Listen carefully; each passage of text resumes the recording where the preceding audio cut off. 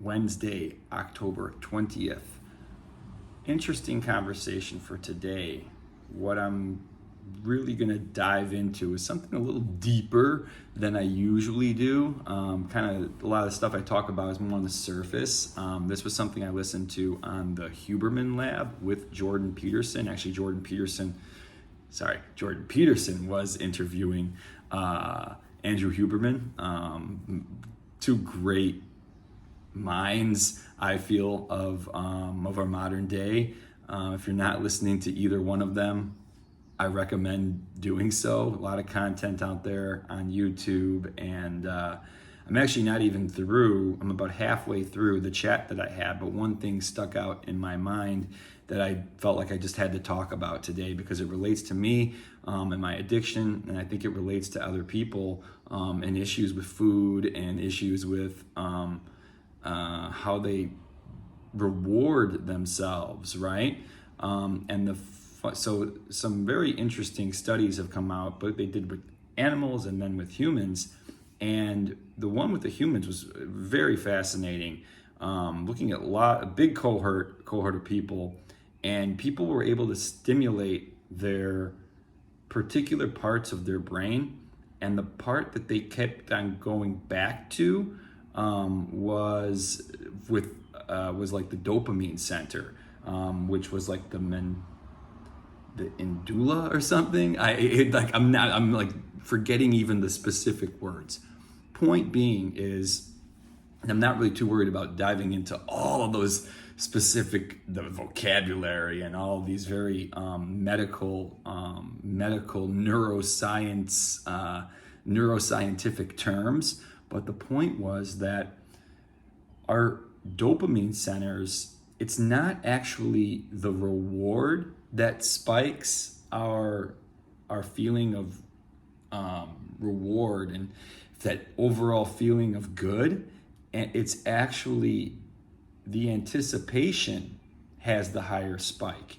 And I can tell you about that in a few different ways in my own life.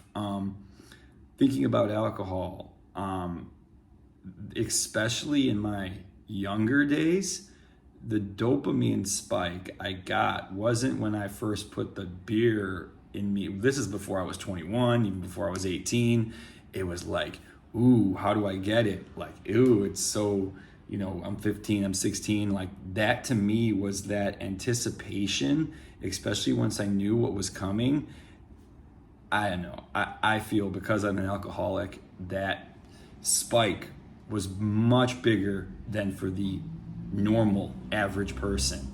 And then recently, 11 months ago, I hit this is why I do what I do with giving you guys advice, because I think I'm really good at it. I know I'm really good at it.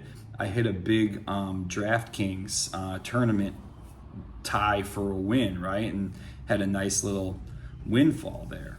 What happened, it wasn't actually when I won the money.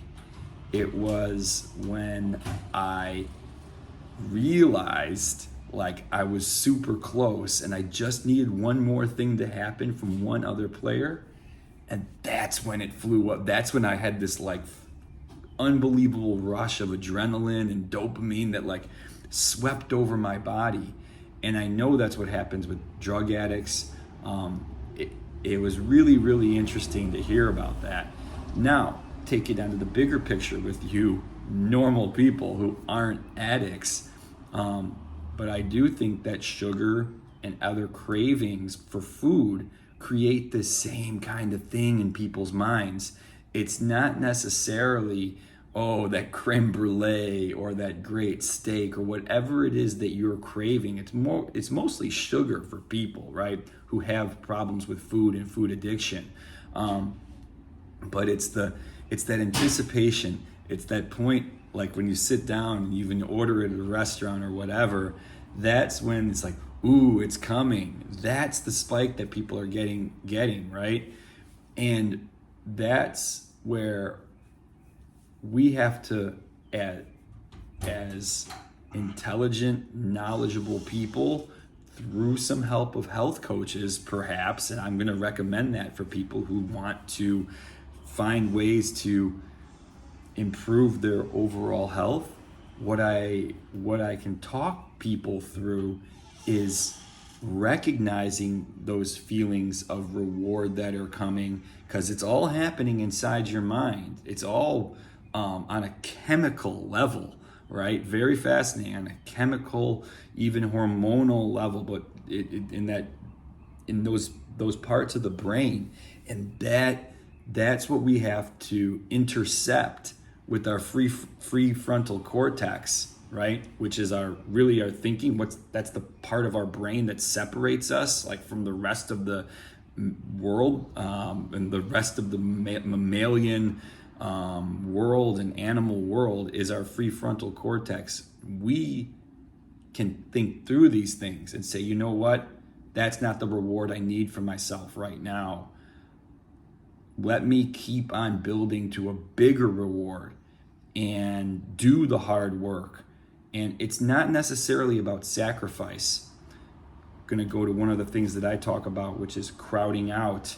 It's about, okay, let's crowd out some of those things that we want to eat that are unhealthy with things that are healthy, because we know that the reward that's still coming down the line, that delayed gratification that we talk about with child rearing and raising children, but that delayed gratification that will come from routine and continued hard work. So didn't go as deep as Jordan Peterson and Andrew Huberman did, but I found the topic incredibly fascinating, related to me on a personal level with addiction with alcohol and other substances from time to time, but also really really gives a good picture of what happens with people with food and those food addictions. So hope this made sense. I highly recommend. You could probably find the interview very easily. Just